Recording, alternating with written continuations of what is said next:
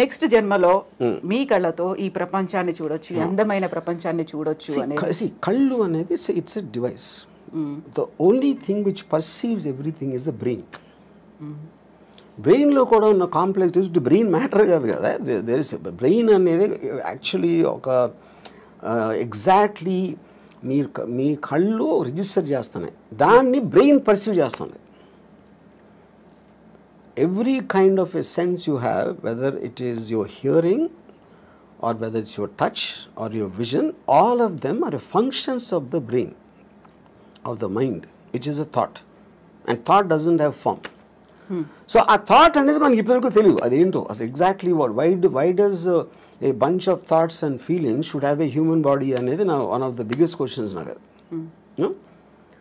So అప్పుడు అది దానికి లేనప్పుడు మనకు అంత అన్సర్ట్ అయినప్పుడు ఉన్నవన్నీ ఎందుకో మంచిదని తీసుకెళ్ళిపోవడం బెటర్ నాతోనే, అందుకని నేను డొనేట్ చేయను.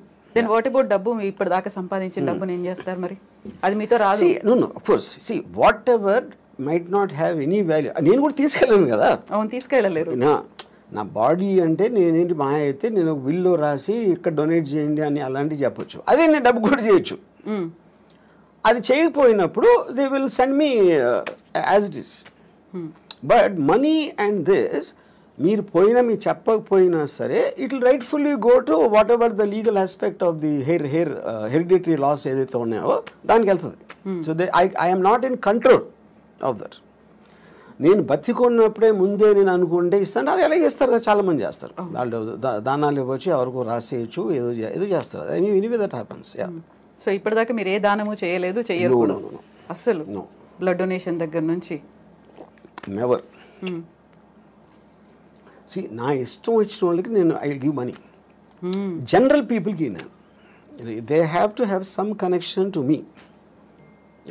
If they are in need మిమ్మల్ని అడిగారు అంటే, if they are in need మిమ్మల్ని అడిగారు ఆ టైం అంటే నాకు వాళ్ళ మీద ఫీలింగ్ బట్టి అడిగారు కాబట్టి ఇవ్వడం అనేది ఉండదు. అంటే ఇప్పుడు సపోజ్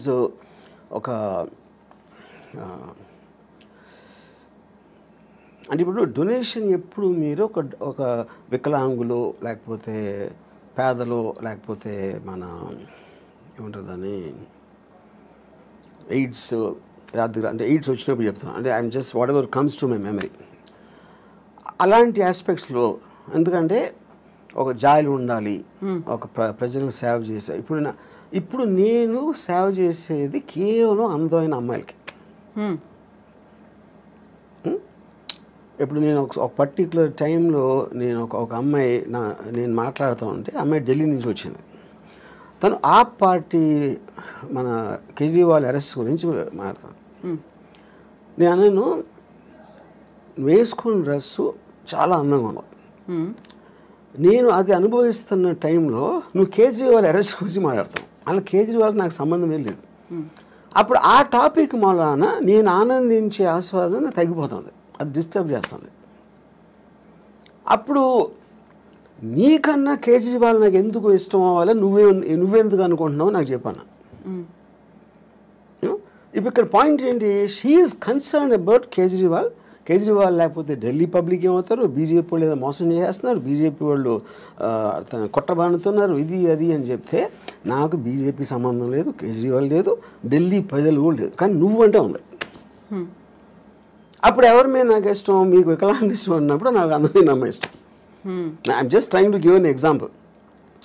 సో అప్పుడు నేను ఒక అమ్మాయి అందాన్ని కెమెరాలో బంధించడానికి నేను లక్షలు ఖర్చు పెడతాను. అదే లక్షలు వాళ్ళకి ఇవ్వచ్చు కదా, స్కూల్ కట్టేసేది కదా అంటే నేను చేయను. ఎందుకంటే I'm getting happiness out of that. నా కోసం ఖర్చు పెట్టుకుంటున్నాను, అమ్మాయి కోసం కాదు. ఎవరి మూలానైతే నాకు హ్యాపీనెస్, నాకు అనేది అండర్లైన్ పాయింట్ అక్కడ. అప్పుడు పవర్ఫుల్ మెన్, బ్యూటిఫుల్ విమెన్, ఇలాంటి కొన్ని కేటగిరీస్ ఉంటాయి నాకు, వాటి మీద ఖర్చు పెడతాను. ఆ అమ్మాయి రియాక్షన్ ఏంటప్పుడు? She start laughing. ఎందుకు laughing? Because why is Kejriwal Delhi people and they are better than your beautiful body అని అడిగా. అది నాకు చెప్పాను, నేను చెప్తున్నాను క్లియర్గా, నాకు నువ్వే ఇష్టం వాళ్ళు కాదని.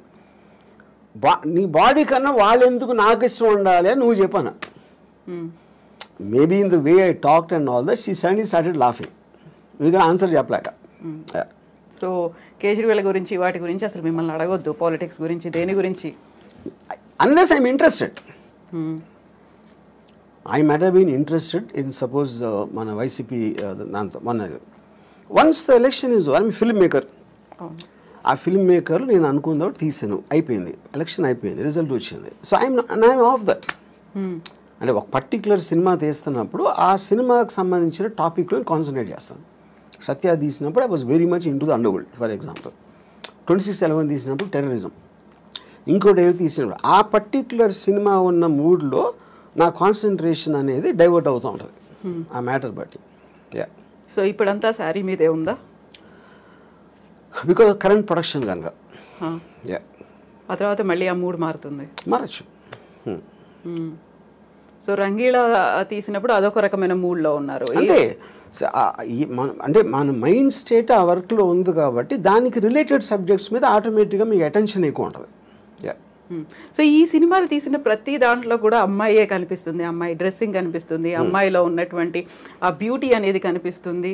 ఇంకా ఇంతకు మించి బియాండ్ ఇంకా మీరు ఆలోచిస్తారని మేము ఎక్స్పెక్ట్ చేయొద్దు, అంతే కదా అని ఇందాక చెప్పాను కదా నేను. అంతే. My primary thing are powerful men and sexy women, beautiful sexy women.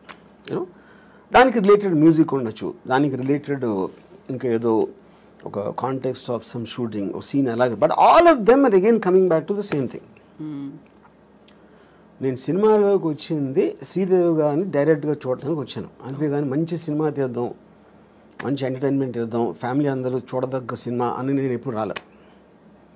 అలాంటి సినిమాలు ఏదో వచ్చి ఉంటే అది బై ప్రోడక్ట్గా వచ్చినాయి, కానీ అది నా మెయిన్ ఇష్యూ కాదు. ఫోకస్ కూడా పెట్టలేదు. నా యాక్చువల్ ఫస్ట్ ఇంటర్వ్యూలోనే నేను చెప్పాను, నాకు సినిమాల్లో నేను వచ్చింది Amitabh Bachchan's gun and Zeenat Aman's thighs అని చెప్పాను. నన్ను ఫస్ట్ సినిమాకి అట్రాక్ట్ చేసింది ఈ రెండు. సో ఇప్పుడు శ్రీదేవి, అందుకని నా బయోగ్రఫీ గన్స్ అండ్ థైస్ అని పెట్టిన పేరు. అవును. శ్రీదేవి మీద ఇష్టం, బోనీ కపూర్ ప్రొడ్యూస్ చేస్తారు, జాన్వీ కపూర్తో తీయమంటే తీస్తారా? ఎందుకు? నాకు Janhvi Kapoor I don't connect to her. So Sridevi connection ఉంది కదా అక్కడ. కానీ శ్రీదేవి గారు పర్టికులర్ పర్సన్, ఆవిడికి పుట్టిన బిడ్డ, కానీ ఈవిడ శ్రీదేవి కాదు కదా.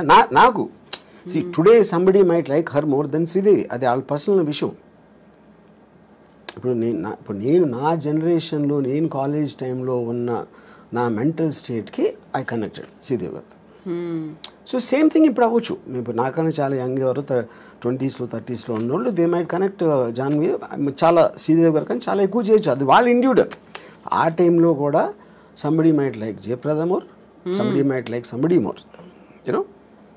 అప్పుడు ఈచ్ ఇండివిజువల్కి వాళ్ళకున్న పర్సనల్ పర్స్పెక్టివ్ అనేది డిఫర్ అవుతుంది. సో శ్రీదేవి గారి మీద ఏదైనా బయోగ్రఫీ తీయాలి అంటే ఆలోచన? నో. శ్రీదేవి గురించి తీయాలంటే శ్రీదేవి ఉండాలి అక్కడ, అంతే. పాయింట్ అది కూడా కాదు. అంటే ఇప్పుడు శ్రీదేవి గారి లైఫ్ హిస్టరీ అంటే నేను I want her to be a beautiful image in my mind. అలాగే ఉంది. ఆ బ్యూటిఫుల్ ఇమేజ్ అనేది నేను ఇష్టపడతాను, కానీ ఆవిడ వెనకాల కష్టాలు, అదేమైంది ఇదేమైంది ఏదో సూసైడ్ అంటే I don't want do that. I don't want get in to that space only. ఎందుకంటే ఒక పుట్టడానికి ప్రతి ఒక్కడికి ఒక అంటే నేను అంటే ఇప్పుడు నా ఏజ్లో వెనక చూసుకుని ఏమేం చేశాను లైఫ్లో, ఏమనిపించాను అని ఒకసారి చూస్తే Sridevi garu one of the big reason. అలాగే Jayasudha garu is very big reason. Bruce Lee was a big reason. Ayn Rand is a big reason. వీళ్ళందరి ఎగ్జిస్టెన్స్ వల్లనే నా లైఫ్కి ఫుల్ఫిల్మెంట్ వచ్చింది. వీళ్ళని తీసేస్తే నా లైఫ్ బ్లాంక్. అసలు నేను వెనక్కి తిరిగి చూసుకుంటే కొంతమంది వ్యక్తుల్ని తీసేస్తే my life is a full blank. But so the people influence me. వాళ్ళు నాకు ఆనందం ఇచ్చారా, ఎక్సైట్మెంట్ ఇచ్చారా, మోటివేషన్ ఇచ్చారా, లేకపోతే ఒక పాత్వే చూపించారా, ఇవన్నీ కూడా వీళ్ళందరూ చేశారు. దాంట్లో she is a very important person. So ఇప్పుడు బ్యూటిఫుల్ ఉమెన్తో పాటుగా పవర్ఫుల్ మెన్ అన్నారు. పవర్ఫుల్ మెన్ అంటే ఎవరి మీద cinema? Powerful men Dawood Ibrahim అవ్వచ్చు, బాల్ ఠాక్రే అవ్వచ్చు.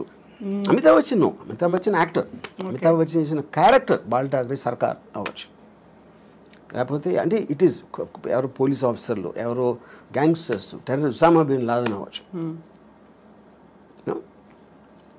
All of them interest me. Porn stars అవ్వచ్చు. ఇవన్నీ చూసాము. కిమ్ గురించి కావచ్చు, జిన్పింగ్ గురించి కావచ్చు, పుతిన్ గురించి కావచ్చు, ఇలాంటి మూవీస్ కూడా వస్తాయా? పవర్ఫుల్ గా ఉన్నారు. డిపెండింగ్ ఆన్ అంటే ఆ పర్టిక్యులర్ మనిషిలో ఉన్న డ్రామా బట్టి. ఇప్పుడు జీపింగ్ సూరి నాకు పెద్ద తెలియదు, ఆయన అంటే చైనా గురించి అంత నేను ఎప్పుడు కాన్సన్ట్రేట్ చేయలేదు.